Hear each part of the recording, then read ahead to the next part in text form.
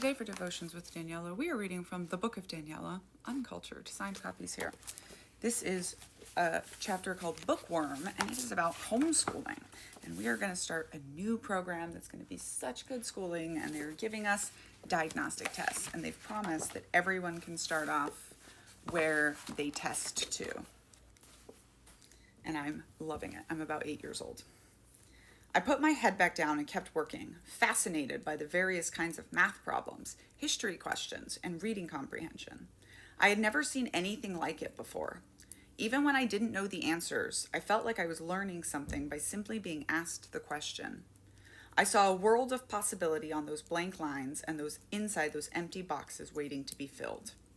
There was something thrilling about selecting my answer on multiple choice questions. With each one, it felt like I was saying, "This one is mine." I noticed that sometimes I could tell from the way they phrased the answers which one I was supposed to choose, and I wondered if that meant I was cheating.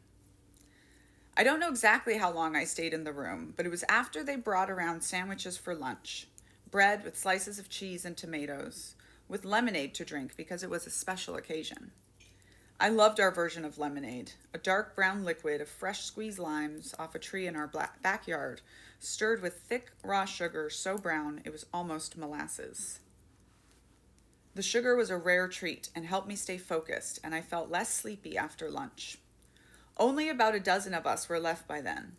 One by one, kids left the room when the questions got too difficult or they got too bored.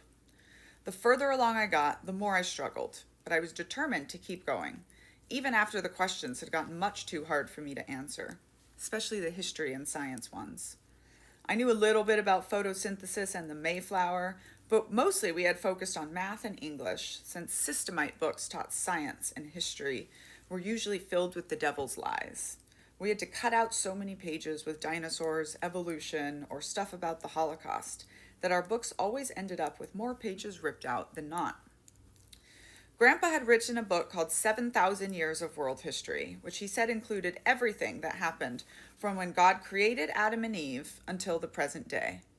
I knew this was all the history there was, but most of the questions on the test were not stuff from that book, even though this was supposed to be a Christian curriculum.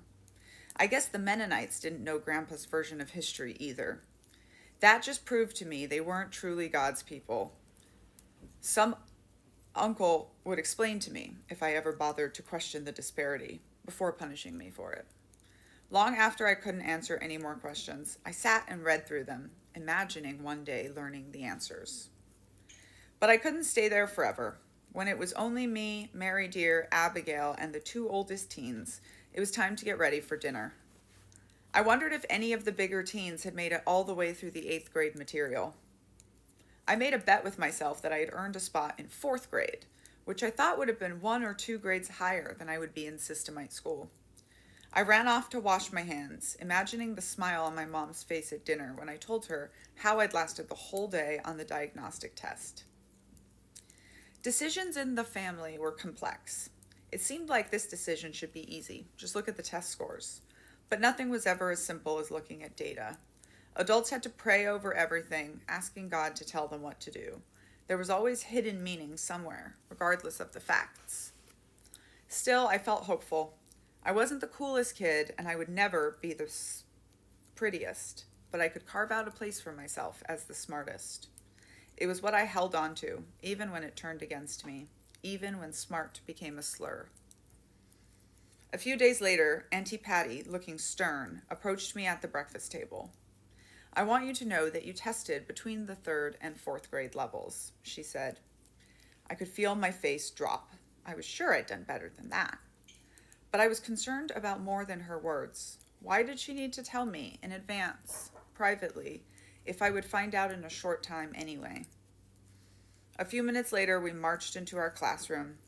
Auntie Lydia called out, "Everyone take a seat wherever you want." There was a stack of books at each table with our new pencil cases full of brand new school supplies. Dread crept over me as I looked at the stacks. Language arts, 1st grade. Science, 1st grade. Social studies, 1st grade. Math, 1st grade. I thought I would be sick. I looked around the classroom full of other kids smiling about their new supplies, holding books that were much too easy for me.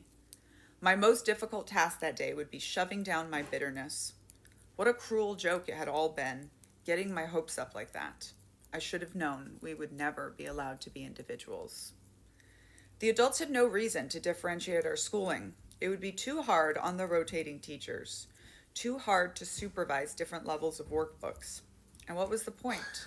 We weren't supposed to be smart. We weren't supposed to think too much. God forbid we have our own opinions or start questioning things. I wondered if Auntie Patty fought for us, if she tried to argue with the leadership to let us start at the levels where we were tested.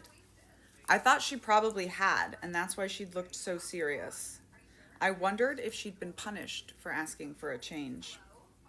As I settled into my seat, staring at the opened book sitting lifeless in front of me, my little remaining hope of freedom evaporated.